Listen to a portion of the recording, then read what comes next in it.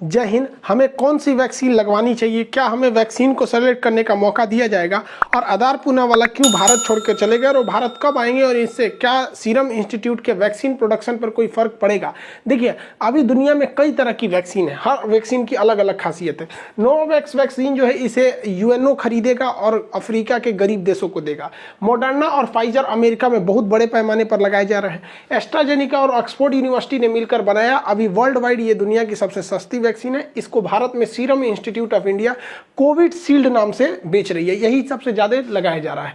Johnson and Johnson की भी vaccine जरूरी है अभी, लेकिन स्पुतनिक, रूस की स्पुतनिक 5 जो वैक्सीन है, स्पुतनिक वी, ये वैक्सीन दुनिया में सबसे जल्दी तैयार की गई वैक्सीन थी। हालांकि ये सारी वैक्सीन और भारत की जो भारत की जो बनाई गई वैक्सीन कोवैक्सीन है, ये कई तरह के म्यूटेशन पर काम कर रही है। जितने भी वैक्सीन है सब अच्छे काम करते हैं, बशर्ते बस चाइना वाला जो सिनोवैक्स है उसको छोड़कर। पहले बात करते हैं कोविशील्ड की। कोविशील्ड वैक्सीन को सीरम इंस्टीट्यूट ऑफ इंडिया बना रहा है, पुणे में, आधार पुणे वाला की कंपनी। ये वैक्सीन जो है आरएनए वायरस पर आरएनए टेक्नोलॉजी पर काम करती है। ये जो है वैक्सीन जो है ये कोरोना वायरस के जो स्पाइक प्रोटीन है उसको जाके यहाँ से लॉक कर देती है। ये लॉक जब हो जाता है, इस पर हम एक वीडियो बना चुके हैं कि कैसे वैक्सीन काम करता है, वो तो हम बता ही चुके हैं आपको। तो ये लॉक कर देती है, तो इसका जो ये स्पाइक प्रोटीन है ये लॉक हो जाएगा, तो एंट्री नहीं कर पाता ये अंदर, और कई सारे एंटीबॉडी बनाकर ये लॉक करने में कामयाब होती है। लेकिन ये जो वैक्सीन है, ये आरएनए वैक्सीन 80% तब कारगर होगी जब आप 42 से 56 दिन का गैप करके लेंगे। तो इस वैक्सीन की एक खराबी, मतलब खराबी क्या है, बहुत बाद में पता चला कि 28 दिन पर लेने पर यह केवल 54% कारगर है। अब कुछ लोग सवाल ये उठा रहे हैं कि बहुत सारे डॉक्टर हैं, उन्होंने भी ये वैक्सीन ले रखी थी और दोनों डोज ले रखी थी, फिर भी उन्हें क्यों कोरोना हो गया। देखिए भाई, ये वैक्सीन अगर आप 28 दिन पे लेंगे तो ये 54% ही कारगर है, लेकिन अगर आप इसे 56 दिन पर अंतराल पे लेते हैं तो ये 80% कारगर है। तो भारत सरकार जब शुरू में, जब ये जनवरी में वैक्सीनेशन चालू हुआ था, तो डॉक्टरों को जो डोज लगाए थे वो 28 दिन पर लगाए थे, जिस वजह से ये उनमें उतना इफेक्टिव नहीं थी। इसलिए भारत सरकार ने बाद में इसके डोज को, डेट को 42 से 56 दिन कर दिया। पहली बात ये। दूसरी बात ये कि आपकी तरह घर में नहीं बैठे रहते हैं डॉक्टर, दिन रात वो कोरोना के मरीजों के बीच में घूमे रहते हैं। बेचारा उनकी जिंदगी सोचिए ना किस तरह से वो रह रहे होंगे, आगे पीछे चारों ओर कोरोना है उनके, तो वो बहुत हाईली पैक है कोरोना वायरस से। वो समाज और हवा के बीच में नहीं रह रहे हैं, वो कोरोना वायरस के बीच में रह रहे हैं। हद है, सोचिए इतना, तो उनकी तुलना आप अपने से नहीं कर सकते हैं। तो ये रहा बात। तो आप लोग जो इतने लोग कोविशील्ड लेंगे उसमें अब देखिएगा आप लोग में 42 दिन का गैप दे रहा है। 42 दिन के गैप, 42 से 56 दिन के बीच में अगर आप ले लेते हैं तो ये 80% आपको सुरक्षा प्रदान कर देती है। भारत बायोटेक और आईसीएमआर द्वारा निर्मित भारत की स्वदेशी वैक्सीन कोवैक्सीन जो है ये भी बहुत ज्यादा असरदार है। हालांकि इसे तो कहा जा रहा है कि ये मतलब कई सारे वेरिएंट को अच्छे से, डबल म्यूटेंट या ट्रिपल म्यूटेंट, उनको भी ये बहुत ही अच्छे तरीके से हैंडल कर सकती है। ये आरएनए वायरस ना होकर ये जो है वायरस को ही कमजोर करके बनाया गया है। जो लाइव वायरस होते हैं उन्हें कमजोर करके इंजेक्ट किया जा रहा है हमारी बॉडी के अंदर, जिससे कि कई मात्रा में इसमें एंटीबॉडी बनते हैं। इस वैक्सीन के साथ एक अच्छाई ये है कि इसे अगर आप 28 दिन के गैप पे भी ले लेते हैं तो ये बहुत ज़्यादा कारगर हो जाती है। ये इसकी सबसे बड़ी प्लस पॉइंट है। इसके दोनों डोज के बीच में 28 दिन का गैप होना चाहिए और आपको 80 से 85% तक आपको सिक्योरिटी दे देती है। जबकि अगर आपको 80% सुरक्षा चाहिए कोविशील्ड से तो आपको लगभग 42 से 56 दिन रुकना पड़ेगा। तो दोनों में बहुत का अंतर नहीं है, बस ये जो चीज़ आपको 28 दिन में देगा उसी चीज़ को वो कोविशील्ड जो है, जो बड़े पैमाने पर प्रयोग किया जा रहा है, वो 42 से 56 दिन टाइम लगा देता है। अमेरिका के जो वहाँ के स्वास्थ्य सचिव हैं एंथोनी फाउची, इन्होंने क्या कहा है कि भारत की जो बनी हुई कोवैक्सीन है ये काफ़ी हद तक प्रभावी है अलग अलग म्यूटेंट्स को रोकने के लिए। तीसरी वैक्सीन जो भारत में आई है वो है रूस की बनाई हुई स्पुतनिक वैक्सीन। यह सबसे फास्ट बनाई गई वैक्सीन है। इस वैक्सीन में अलग अलग 2 वायरसों का प्रयोग किया गया है और उन्हें कमजोर करके डाला गया है। इस वैक्सीन में है लगभग 91%, ये ज्यादा हमें 91% सुरक्षा देती है, लेकिन ये सबसे फास्ट काम करती है। आपको 56 दिन चाहिए कोविशील्ड के लिए, 28 दिन चाहिए आपकी कोवैक्सीन के लिए, ये 21 दिन में ही उतना ही असर दे देती है। तो ये बहुत फास्ट करती है ये इसके दोनों डोज। लेकिन इसमें खराबी क्या है कि इसका पहला डोज जो है वो दूसरा दवा है और सेकेंड डोज है वो दूसरा है। बाकी जितनी भी वैक्सीन है उसमें क्या है कि जो फर्स्ट डोज है वही ही सेकेंड डोज है, दवाओं का अंतर नहीं होता है। जबकि स्पुतनिक में ऐसा नहीं है, जो फर्स्ट डोज लगेगा सेकेंड वाले को दूसरा डोज लगेगा। उसमें 2 अलग अलग वायरस का यूज किया गया है इनएक्टिव फॉर्म में, ताकि शरीर के अंदर एंटीबॉडी डेवलप किया जा सके। तो भारत में अभी यही 3 वैक्सीन आप में अवेलेबल है। फाइजर की वैक्सीन 95% तक असरदार है, बट इसको बहुत ज़्यादा कम टेम्परेचर पर -70 पर रखने पे इतना हम लोग के पास अभी वो उस तरह का कोल्ड चेन हम लोग के पास अवेलेबल नहीं है। रही बात कौन सी वैक्सीन लगाइएगा, तो आपको इसका कोई ऑप्शन नहीं दिया जाएगा। प्राइवेट कंपनियां जो लेंगी वो सीरम इंस्टीट्यूट का कोविशील्ड को ही ले रही हैं। अभी जो स्पुतनिक है, इसका बड़े पैमाने पर उत्पादन करने के लिए भारत सरकार ने डॉक्टर रेड्डी के साथ साथ 6 कंपनियों को कहा है स्पुतनिक वैक्सीन का उत्पादन करने के, क्योंकि सरकार को भी पता है कि वैक्सीन का उत्पादन बहुत तेजी से करना जरूरी है। तो आपके पास 3 वैक्सीन है, तीनों में कोई अंतर नहीं है, आपको तीनों की तीनों वैक्सीन आपको बचाएगी। हाँ, बस अंतर यह है कि स्पुतनिक आपको 21 दिन में जितनी सुरक्षा देगी, भारत की बनी कोवैक्सीन उसे 28 दिन में देगी, और जो कोविशील्ड है वो आपको 42 से 56 दिन का उतना ही समय लेगी। बस समय का अंतराल है। अब जैसे मान के चलिए अभी सिचुएशन बहुत वो है, मतलब डेंस है, बहुत तेज से कोरोना बढ़ रहा है। तो अगर आप 1 डोज भी ले लेते हैं वैक्सीन की, 1 डोज भी, तो आपको ये कारगर होगी, लेकिन डबल डोज इतना कारगर नहीं होगी। वैक्सीन जो है ये आपको इस बात की कभी गारंटी नहीं देती है कि आपको दोबारा कोरोना नहीं होगा। बहुत कम चांस है आपको होगा। जैसे 17 लाख लोगों को वैक्सीन दिया गया था, तो उसमें मात्र 6000 लोगों को कोरोना हुआ था। तो कितना छोटा सा आंकड़ा, 17 लाख लोगों, और उसमें से भी जान नहीं जाती है।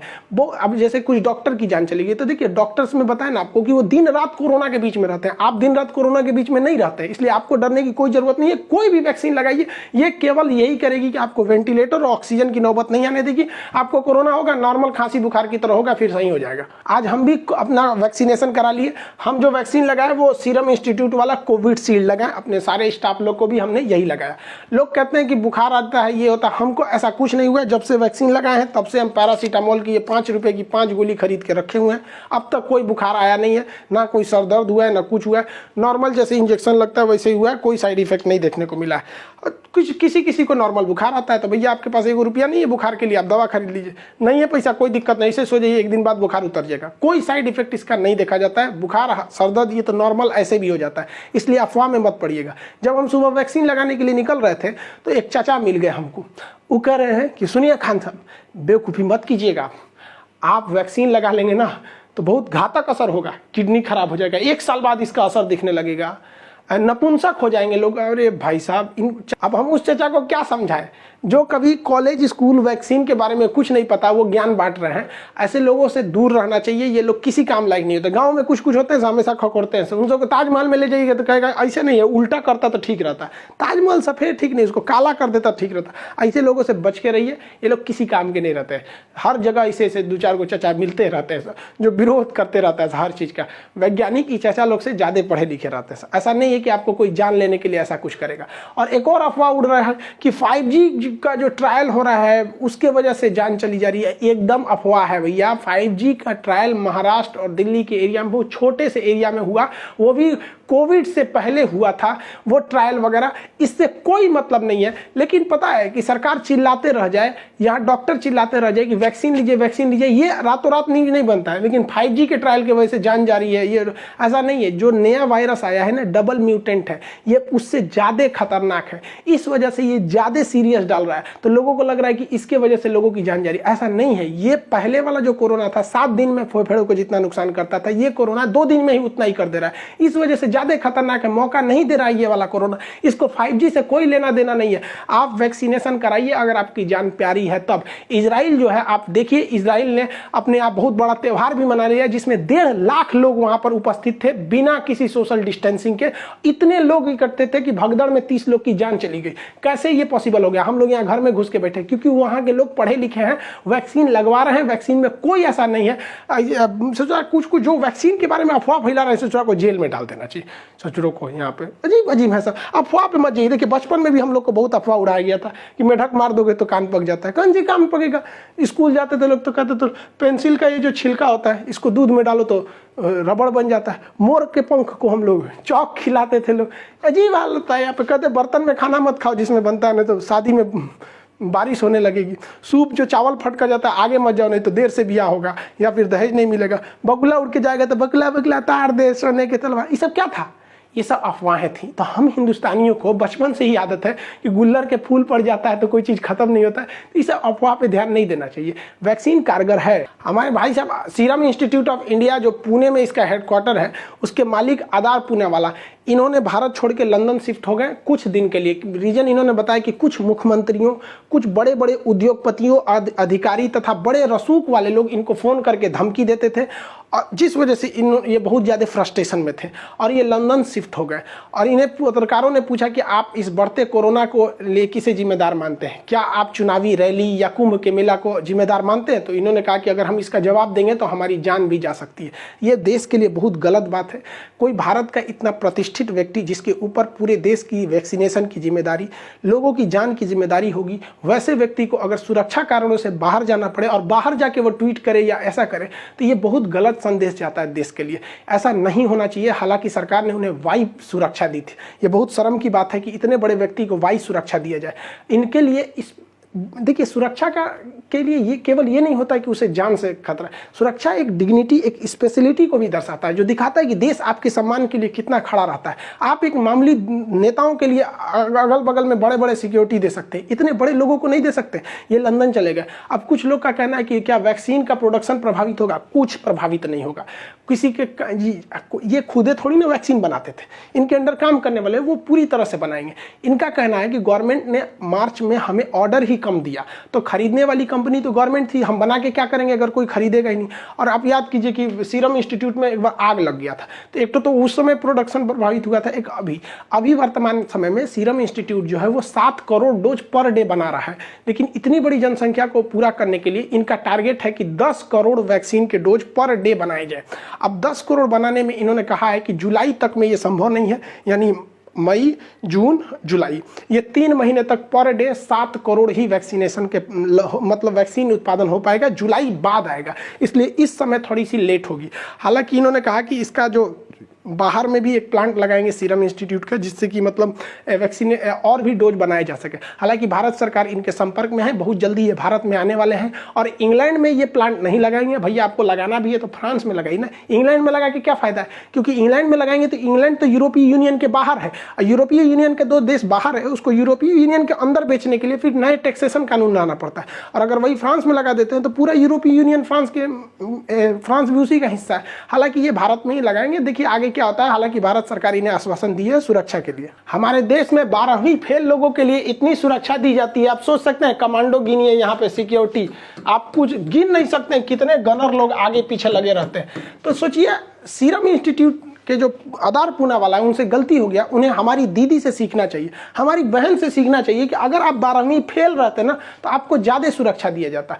क्योंकि यहाँ बताइए ऐसे ऐसे लोग को इतना सुरक्षा दिया जा रहा है जबकि जिनके जान पर कोई खतरा नहीं। उल्टा सीधा स्टेटमेंट देती हैं, इनको खतरा अपने स्टेटमेंट की वजह से उल्टा सीधा कुछ भी बोल देती हैं कि बंगाल में ममता बनर्जी जीत गई, अब बंगाल चौपट हो जाएगा, कश्मीर हो जाएगा, ये हो जाएगा। भाई साहब 10 साल से वही शासन कर रही थी, 5 साल में और कुछ ना होने वाला है।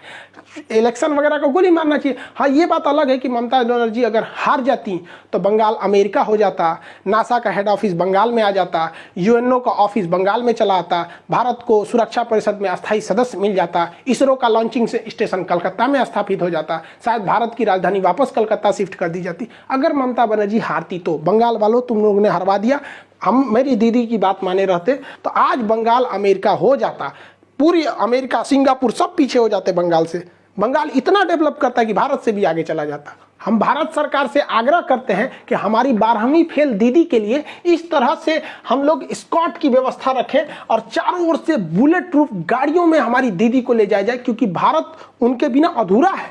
वो बहुत जरूरी वैज्ञानिक है कोई वैज्ञानिक में इतना पावर जो 12वीं फेल होने के बावजूद इतना सम्मान ले सके। हमारी दीदी के लिए कमांडोज लगने चाहिए। ये जेड प्लस सुरक्षा से काम नहीं चलेगी। यहाँ पर हमारी दीदी के लिए एनएसजी कमांडो आना चाहिए, मार्कोव्स आने चाहिए, गरुड़ कमांडो आने चाहिए। ये कमांडो अगर हमारी दीदी में नहीं लगेंगे तो क्या होगा। और स्पेशली हम मांग करते हैं एयरफोर्स से कि जहाँ जहाँ हमारी 12वीं फेल दीदी चले वहाँ आगे आगे इस तरह के हेलीकॉप्टर्स चलने चाहिए। हेलीकॉप्टर किस दिन काम आएंगे। और स्पेशल अनुरोध है कि अलग से 5 राफाल जहाज मंगाए जाए और जहां जहां हमारी दीदी जाए उसके आगे आगे ये रफाल जहाज उनकी सुरक्षा में लगे। इसरो को कुछ नहीं कर रहा, इसरो को तुरंत एक सैटेलाइट लॉन्च करना चाहिए और उस सैटेलाइट से स्पेशल सैटेलाइट होना चाहिए उनके लिए, ताकि उनकी निगरानी हो सके।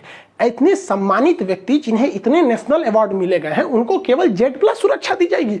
बताइए, ये जरूरी है? सीरम इंस्टीट्यूट वाले को, आधार पूना वाले को बहुत जरूरी है, वो सिपाही दे दीजिए, बहुत हो गया यहाँ पर। आप बताइए, कमेंट में बताइए कि क्या हमारी दीदी को इतनी सुरक्षा मिलनी चाहिए कि नहीं मिलनी चाहिए? उनके बिना देश अधूरा हो जाएगा, उन्हें सुरक्षा ये मिलनी चाहिए। खैर, दीदी को ये सारी सुरक्षा दी जाएगी। आप अपनी सुरक्षा के लिए वैक्सीन लगाइए, वैक्सीन पूरी तरह से